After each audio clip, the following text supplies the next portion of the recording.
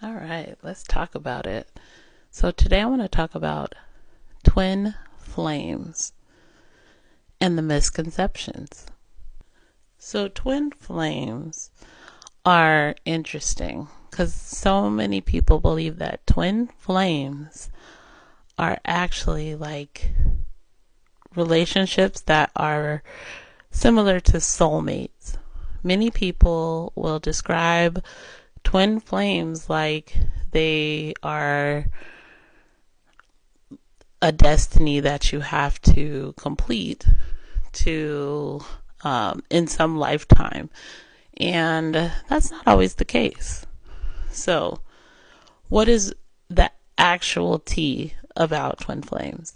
So, twin flames are actually karmic. Twin flames are actually all about your spiritual journey. So when someone comes into contact with the twin flame, they're going to experience a whole array of traits. And one of the biggest things about twin flames is you're going to have one in the couple that's a runner, and the other is going to be the chaser. And you guys are going to meet twin flames, so two souls from one flame. Okay, you're gonna meet and you're gonna have a lot of passion. Like, you guys are gonna link up. You're gonna feel like you know each other. You've known each other for a long time. You guys are just gonna find so many commonalities in your first meeting. This is gonna feel like your soulmate, like the person you've been looking for your whole life. So the twin flame first meeting is like everything. Okay, there's so much passion, there's so much commonality, there's so many synchronicities. You're probably going to see angel numbers all over the place: 111, 555, 777, just all kind of stuff.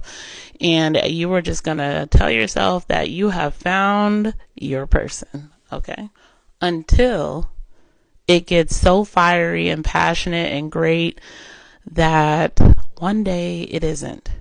And what happens? Well, somebody in the relationship is going to feel smothered or irritated, or they just can't do this. They weren't looking for this. They weren't ready for this type of love. They weren't wanting all this passion, and they just, or they got other things going on. They lost their head for a moment. Maybe they're married. Maybe they're in a relationship, and they found you, and the connection was so strong it pulled them to you, and now they don't want to have to tell you that they have somebody else, and so they run away. They ghost you. They disappear, or they start acting funny. They start picking fights. They start doing things, revealing another side of them you weren't expecting. And it happens very quickly. So just as fast as the passion and the connection happen will be just as fast as the turmoil and the chaos. And the reason that is because the twin flame is actually your mirror. Because they are a karmic relationship, they're actually here to show you the sides of yourself that you need to be working on. The sides of yourself that will propel you into your spiritual journey and deeper into your spiritual journey. Usually people who have a calling for some type of spiritual healer or priest or priestess have this happen to them.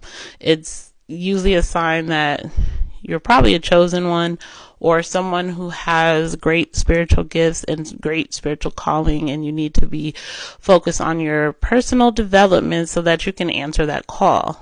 And twin flame relationships are just a way for spirit to get your attention and get you to really look at yourself.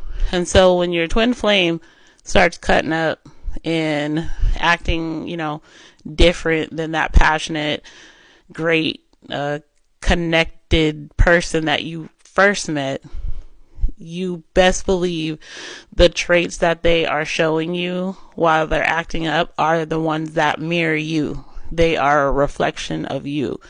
You may see that the person begins to avoid things, or you may see that the person begins to exhibit things that you also exhibit in different ways. You're just kind of getting like a mirror of yourself, and it's hurtful. So it's going to trigger you in a certain way, because when you first met your twin flame, they were so perfect. They like complimented you.